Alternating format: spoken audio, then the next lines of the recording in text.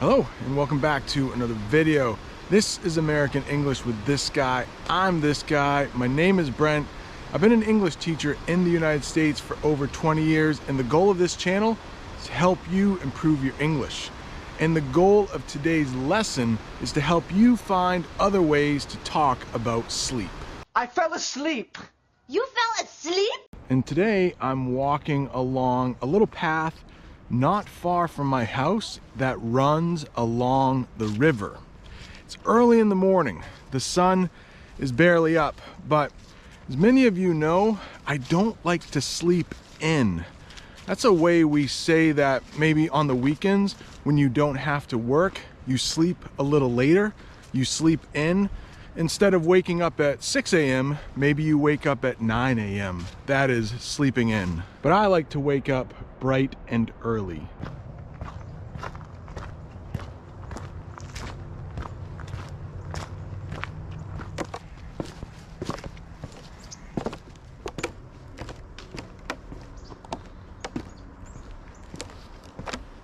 We often use those two words together, bright and early, to say someone is waking up really early. Another way to use sleep in English is sleep like a baby. If somebody sleeps really well at night, you can say that person sleeps like a baby. But for anyone who has ever had a baby, they will know that babies actually don't sleep that well, at least for long periods of time. But in English, if you sleep really well, you might say, man, last night I slept like a baby. This might be one of the last outside videos because it's pretty cold. It's about -5 Celsius this morning.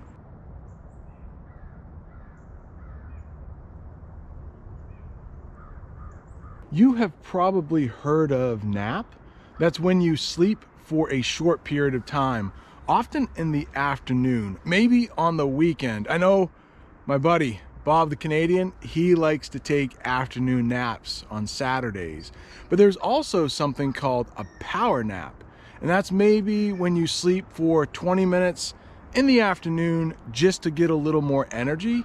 Maybe you had a tough day at work, but you still have a lot of work to do that night. You may say, I just need a power nap and then I'll have a lot more energy.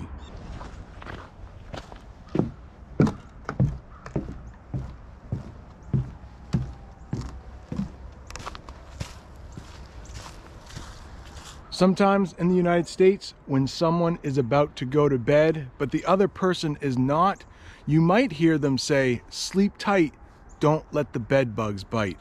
That is very common in the United States.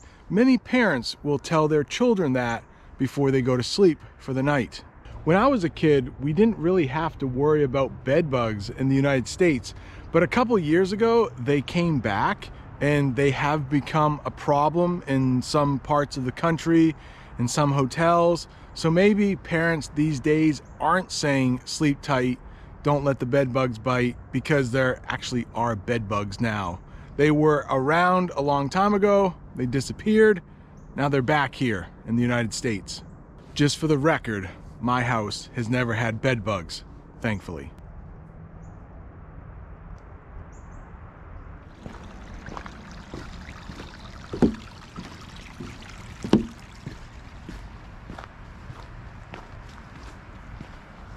I would love to give a huge shout out to all of the channel members. Thank you so much for joining.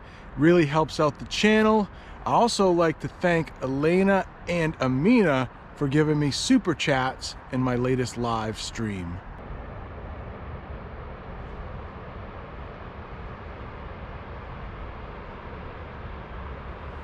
Another way to talk about sleep in English is to say you're going to get a little shut-eye.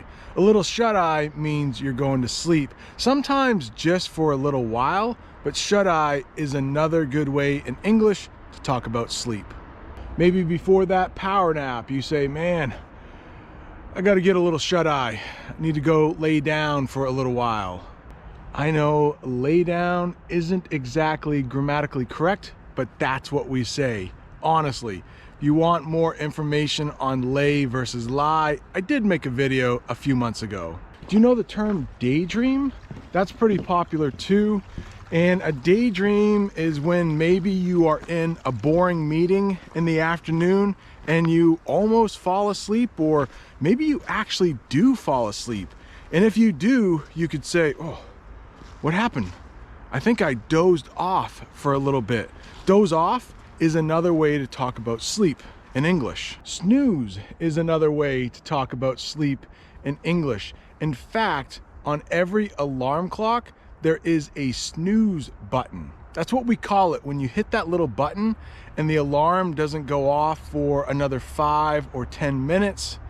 I personally never hit the snooze button. Whenever I wake up, I have to get immediately out of bed. I don't know why, but it helps me wake up better. Just to jump right out of bed, no snooze alarm, just get the day started. Benjamin Franklin, a very early famous American, once said, early to bed, early to rise makes a man healthy, wealthy, and wise. I'm not sure if I am any of those three things, but I do like to wake up early. I'm an early bird. I'm an early riser.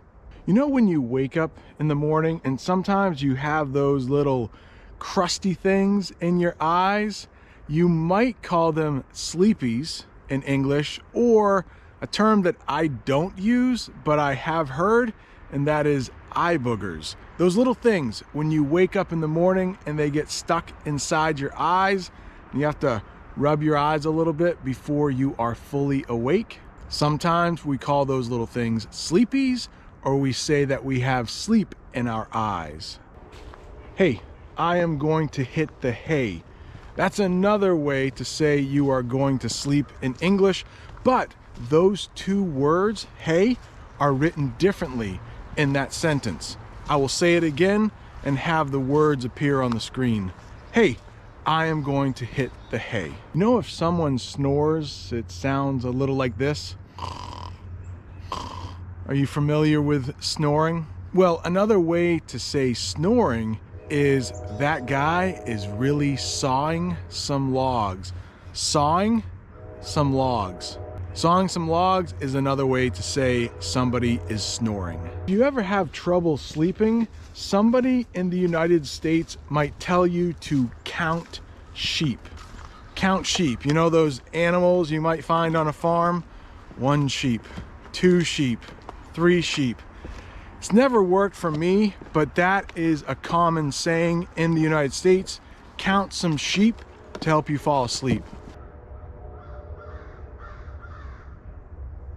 I'm wondering, are you a night owl or are you an early bird? Leave a comment in the comments section. Definitely sounds like there is a train in the distance.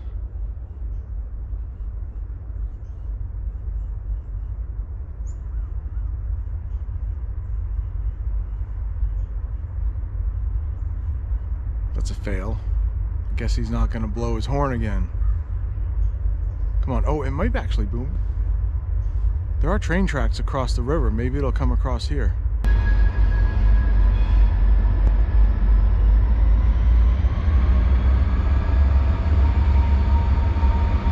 It's about 8 a.m. on a Sunday morning. I feel bad for those people that live behind that train track. I'm sure they are no longer sleeping. They are no longer getting any shut eye. Actually, maybe the people living in those houses are used to the train going by so early on a Sunday morning.